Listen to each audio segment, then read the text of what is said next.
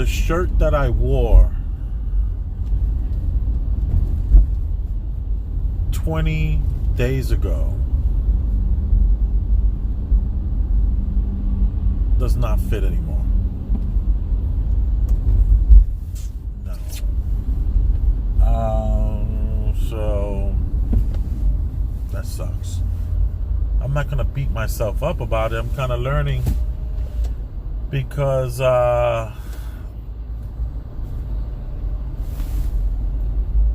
I was doing so much negotiating with myself that my negotiating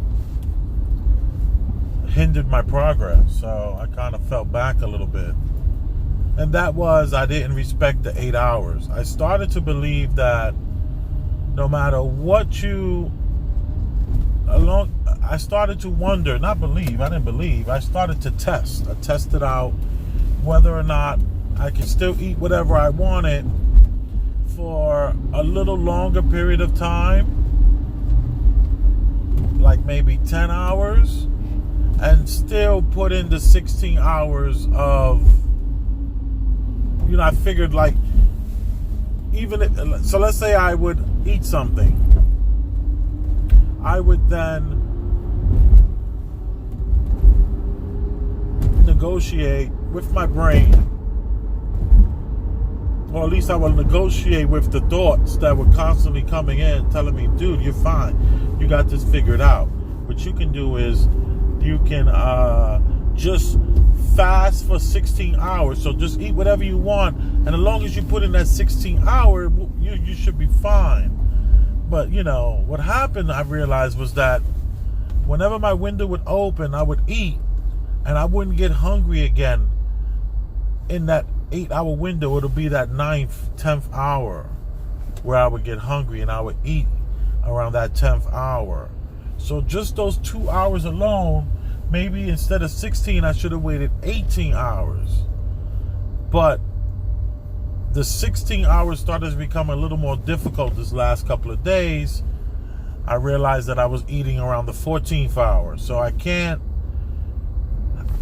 eat for 10 hours, even though there are many, many hours where I'm eating nothing, drinking a lot of water, but I'll start a meal with, and then I'll end up having a soup at the end of the night, and it's like, it's definitely past the 8 hours, like the 9th, the 10th, even maybe the 11th hour. So I've done that for the last few days, and it's not working at all, because the shirt that I wore doesn't fit. 20 days ago that I put on, it does not fit. I mean, it was able to button the 2 buttons on the bottom, but that third button, so let's say I could do 1, 2, that third one, it did button. I was able to get it to button, but we're talking about it it's like looking like it's about to rip. It was that bad. So your life is about that. This is a journey. This is a journey about a guy with massive bad habits, addicted to sugar, addicted to eating, and constantly have thoughts in his head that tell him things like, dude, you got this under control. Everything is fine. And those are lies. I don't have this under control. Everything is not fine. And I would I'm going to make sure that I don't do this again, and I make the corrections, the proper corrections. Oh, and this sweater was only washed that one time, and I saw it peeling already. So it's peeling already. Right around here, I saw that it was peeling, pill, like a pill, not peel, pill. So my Walmart sweater didn't even really make a season.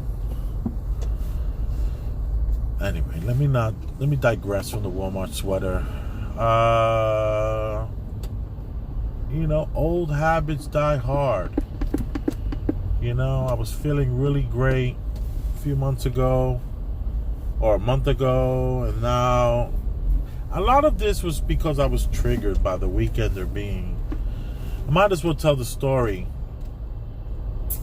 The Weekender, I parked in the Rockaways because I have a client that lives 2 miles away, and I was able to get to the Weekender and not worry about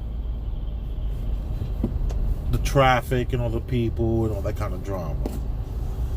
And it's, it's like an hour and a half, 2 hour ride because it's just so much traffic. There's one particular area where the traffic is so insane that it's only like a half a mile, but it takes like 10 minutes. It's like, it became very stressful. So the Weekender was great. I could go to the Weekender, I can crash, and then I can get up, see my clients, and everything would be great. Thing is, I showed up and it was gone. It was gone. And I was beating myself up pretty bad about that. And, late night, like my sugar consumption, escalated. I was eating a lot more sugar and, stretching that window further and further, not necessarily doing 16 hours, only doing 14 and a half hours some days. And I did not, it appears that the body needs more of a routine than it doesn't need the randomness of eating between 2 and 10, and then the next day from 4 to 12, and then the next day back down to, it needs more structure.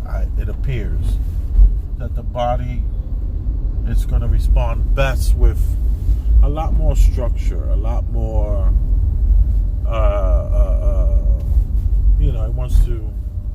it wants to follow a routine. So I am going to go back to that, which I've only been away from that a week. So a lot of this could be bloating or whatever it is, but I'm not gonna beat myself up too bad about the shirt.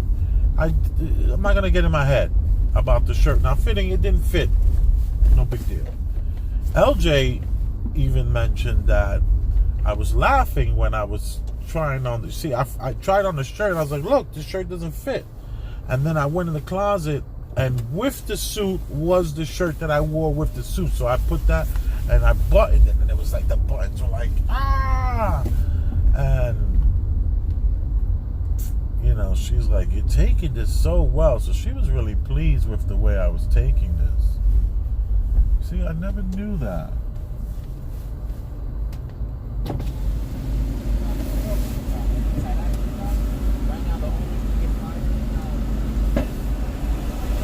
All right, it takes a lot of guys to get this done. You guys don't get enough respect, man. I tell people all the time, these things are hand built. I tell people all the time, what you driving on is hand built. Show some respect. Nobody appreciates it. They don't. They don't even think. They think like in a factory, they came and they put the bridge down. It works like that. People are ridiculous. I love what you guys do, man. Thank you, man. Appreciate All right, that. be well. And you're doing it in the rain. Yeah. Nothing stops New York. Appreciate that. Take care, everybody. Be well.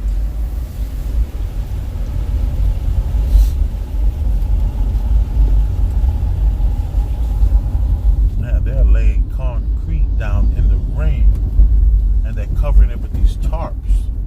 Very interesting. Laying down that concrete. Here's an interesting Jeopardy question. Maybe not Jeopardy, but like if you're at a party, the saying, the whole 9 yards. So like when someone says, I want the whole 9 yards, that comes from concrete laying. Those big concrete trucks that have the spinning, I don't know what that's called. Well, when they used to drop off the concrete, it goes by certain specs, and each truck carries 9 yards. So the saying, I want the whole 9 yards, comes from when the people would drop off the truck. They'd be like, yo, my specs are this much, and I don't need to be off by a little bit, so give me everything out of that truck. And what's interesting about that truck is that thing that spins around inside of it, the way the cock, is that a cock? I can't remember the name of that, of the way that thing spins. Maybe somebody can talk about it in the comment section. I don't pretend to know anything,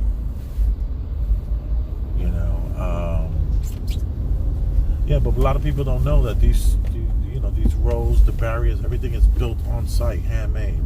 Everyone thinks that, anyway. So, let me go back to, I get off the next one, not this one. It is, I got 10 minutes to get there. Should I get off? Go local? Get off and come back on. I think that's what I should do.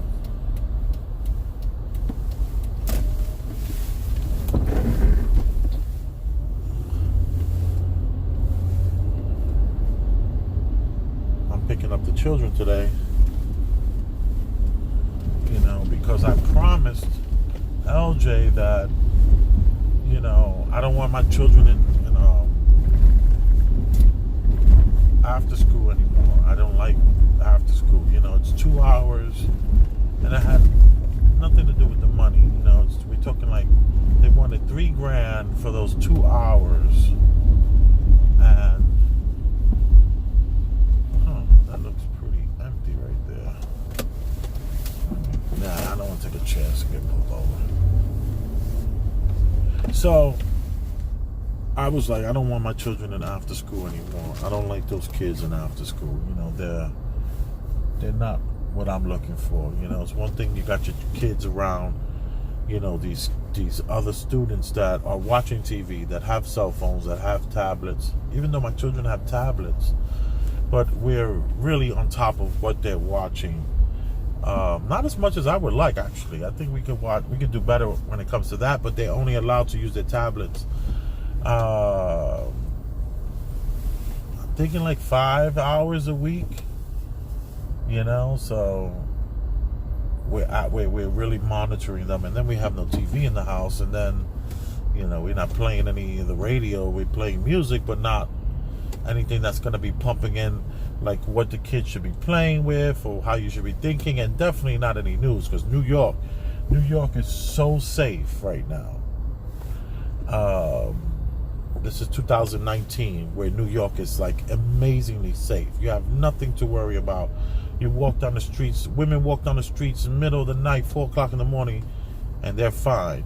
They're not terrified. Like there was a time where you couldn't do that in New York. It was, you're going to get robbed, you're going to get raped, you're going to get hit over the head just for the sake of getting hit over the head. So every little thing in New York makes the news that goes on. Every little thing, because there's nothing going on as far as crimes are concerned. So they make everything, and then of course, they have to villainize anything brown, anything black in New York gets a big spotlight. So I was gonna say,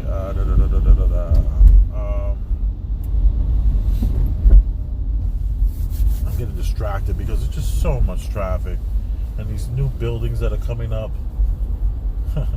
Skyline luxury, because Manhattan, it's like, so I'm in the Bronx right now, so look at these new buildings. Check this out.